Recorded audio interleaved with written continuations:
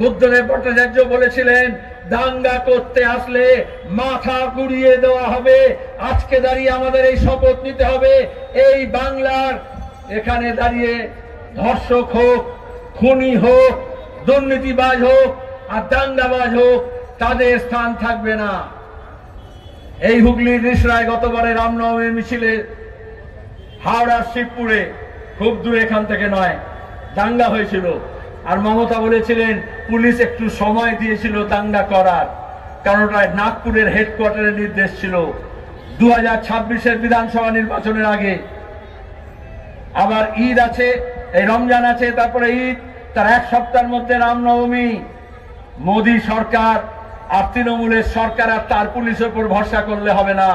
পাড়ায় পাড়ায়, মহল্লায় মহল্লায় সিপিআইএম কর্মী, বামপন্থী কর্মীদের সজাগ এবং সতর্ক থাকতে হবে। আমরা এই বাংলার বুকে দাঙ্গা করিয়ে বিভাজন করতে দেব না। ধর্ম নিজের নিজের থাক, ধর্মস্থান তার থাক, ধর্মের অনুষ্ঠান তার থাক।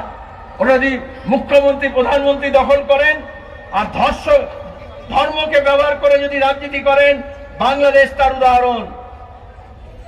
বাংলাদেশ গণপ্রজাতন্ত্রী ধর্মৈক্য বাংলাদেশ, ধর্মকে রাজনীতির সঙ্গে যুক্ত করে তারপরে মৌলবাদী শক্তি যখন আস্কারা পায়, সরকার দখল করে, আমরা দেখি সেখানকার সংখ্যালঘু হিন্দু সম্প্রদায়ের মানুষ, তাদের মন্দির, তাদের ধর্মস্থান, তাদের জীবন জীবিকা কিরকম আক্রান্ত হয়।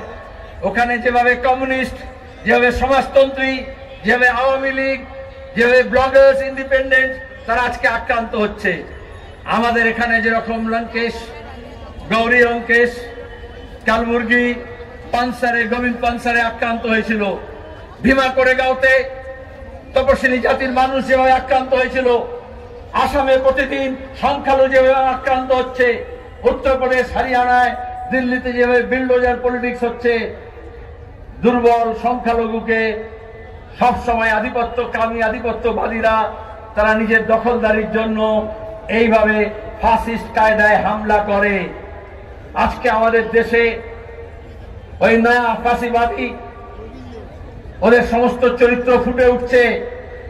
গণতন্ত্রের উপর আক্রমণের মধ্য দিয়ে, তপশিলি জাতি, মহিলাদের উপর আক্রমণের মধ্য দিয়ে, সংখ্যালঘুদের উপর আক্রমণের মধ্য দিয়ে, আর অন্যদিকে কর্পোরেট পুঁজির সেবা করার মধ্য দিয়ে।